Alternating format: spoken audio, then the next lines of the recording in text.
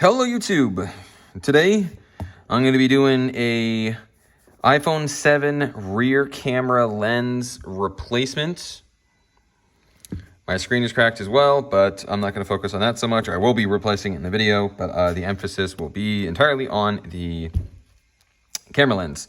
Some of the tools that we're going to be needing today are, in no particular order, we're going to need a pentalobe for the two screws at the bottom, an opening tool, a little heat is not going to kill you, especially if you are trying to reuse the screen, depending on how old or new your gasket is. It may help to warm up the device. I'm going to do it cold because I don't need it, but a hair dryer might come in handy. Pretty much you would just warm the sort of the bottom half, but I'll sort of walk you through that when I get to that step. We're going to need a couple more bits. Tri-wing, Y000. I get mine from iFixit. They have an amazing driver or amazing bit. Pretty much as soon as I got it, I stopped stripping screws, which was amazing. A nylon spudger, a set of tweezers, and a magnetic mat. And having a razor is nice because part of the process is you need to essentially break this glass and then clean out all the extra or the old adhesive, which pretty much everyone, I just forgot about this, but yeah, everyone will need some sort of heat source because it helps to warm up the glass. That way it just pops right out. So yeah, also a heat gun. And that's it. With that said, let's get started. So obviously, if you know how to do a screen replacement on an iPhone 7, you can sort of just skip through all this. But for everyone else that doesn't,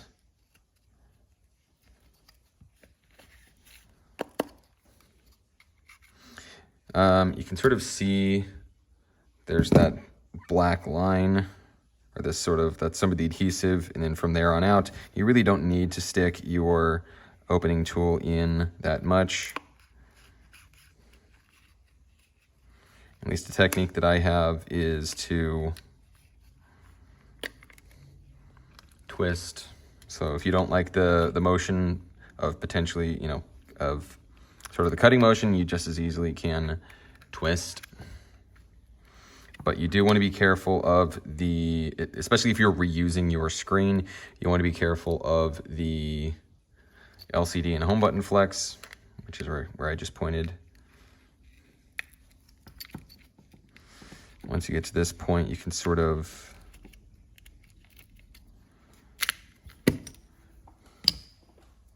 wiggle it off.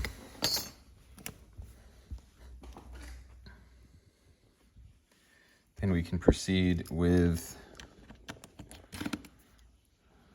removing our retaining plates.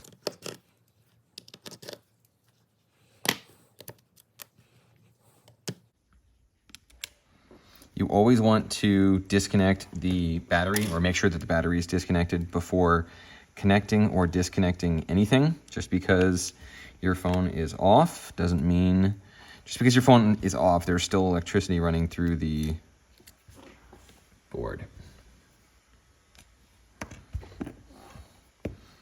We then come in with our flat set of our spudger.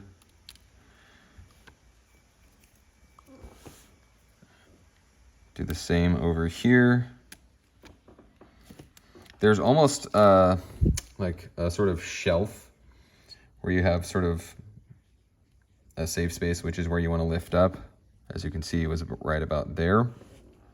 There's sort of an overhang and you can sort of feel your way around, but avoid using metal as you can. It's far too easy to damage the connector or components around.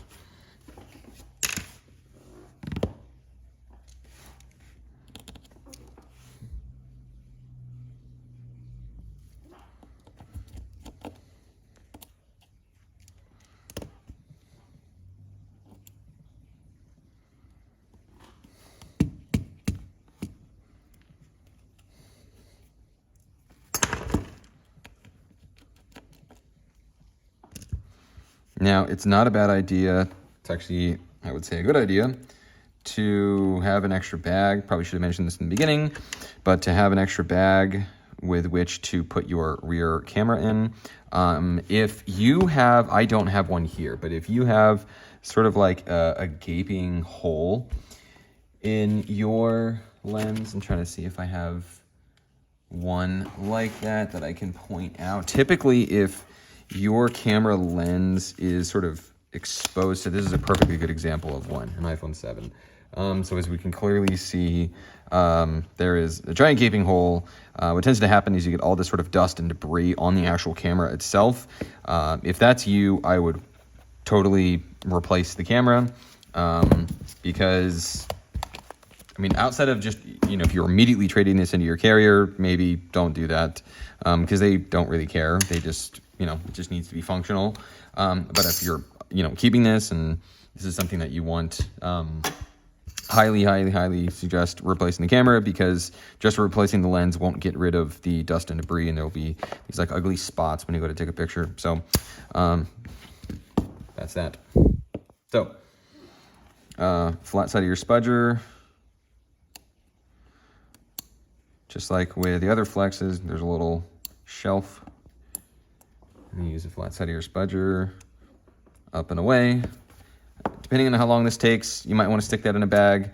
For me, this won't take that long, so I'm just going to leave it out and fire through this repair pretty quick. Now we need to essentially heat up the area right here and poke out the glass. So I'm going to do that, and I'll be right back. Once it's warm, mine was just a sort of easy, simple hairline crack, so it's pretty easy to pull out.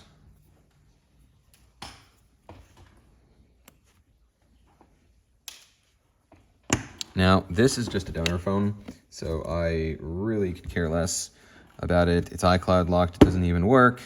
Somebody just gave it to me, and I might eventually use other parts in it. But as far as your if you were going to, you can sort of just use your tweezers and pull the glass out just like this. Luckily on the 7s, it's pretty straightforward because you don't have that much area that the glass adheres to, which is a plus and a minus. The minus is that when you put in your new lens, if you don't put in good adhesive or if you don't clean it right, then it could potentially not stick right, and it could pop out someday. But this is where your razor comes in, which is why it's so important for you to remove the camera and do this the right way from the inside out, rather than trying to do it with all the components.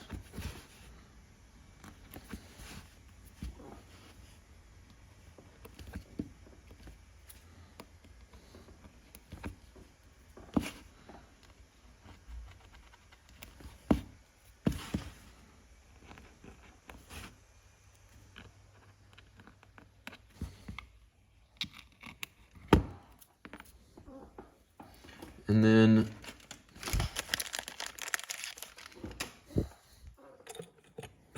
honestly, this is a bit OCD. I don't actually think I need this, but you can use some rubbing alcohol. I use 99%, but 91 works. If you're going to use 70, please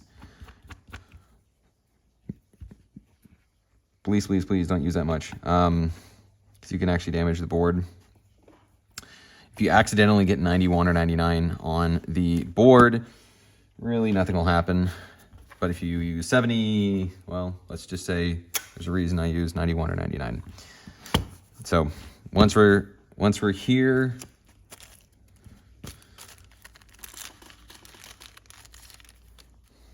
essentially the lenses come in two pieces. I mean, obviously the lens itself is one piece, but the repair is sort of two pieces. You lay down your adhesive. Now, your actual camera lens, there are two sides. you'll notice that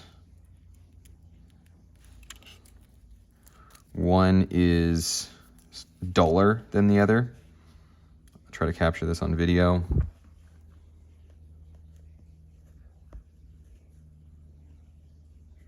So this is the dull side, and you'll notice this is the shiny side. So you want shiny side up. I take the pointed side of my spudger.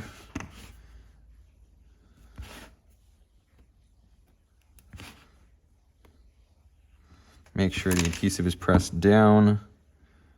Ideally take something pointy.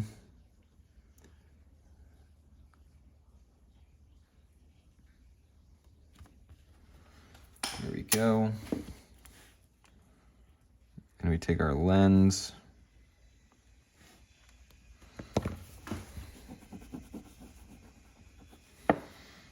Wham bam, done.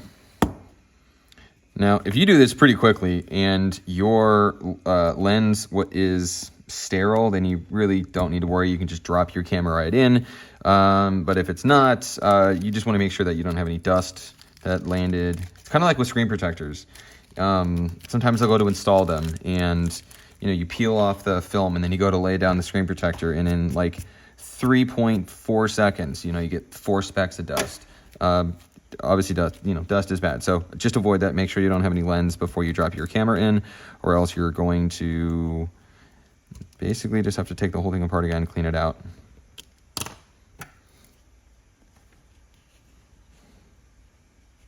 If you got something out of this video, please make sure to give it a like.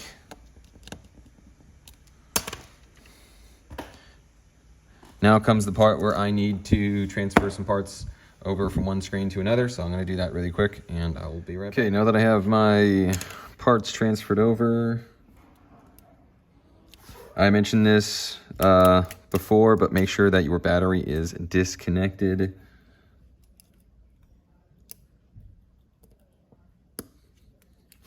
I use a left to right motion. Has less of a tendency to bow.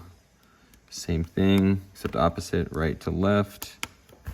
Connect my battery. And I'll be right back. So as a general rule, I like to test the functionality of the device before installing my final brackets and retaining plates and sealing the phone, as if something doesn't work, I need to pull them out. So I just tested my camera, everything works, so I can now proceed with everything else. And if there was something that you felt that I left out, or you have any questions, feel free to leave a comment below. I'm usually pretty good, at least during business hours, at responding. And if there's any way I can help, I am here to serve.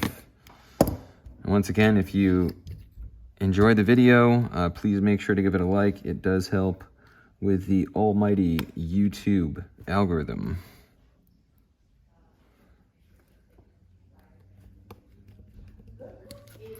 So once we get to this part,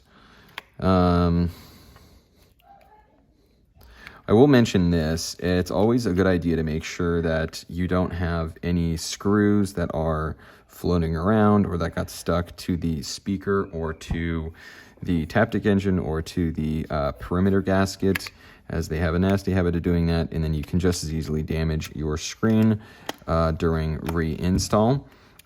Pretty much all screens, they seat at the top. Also, make sure that your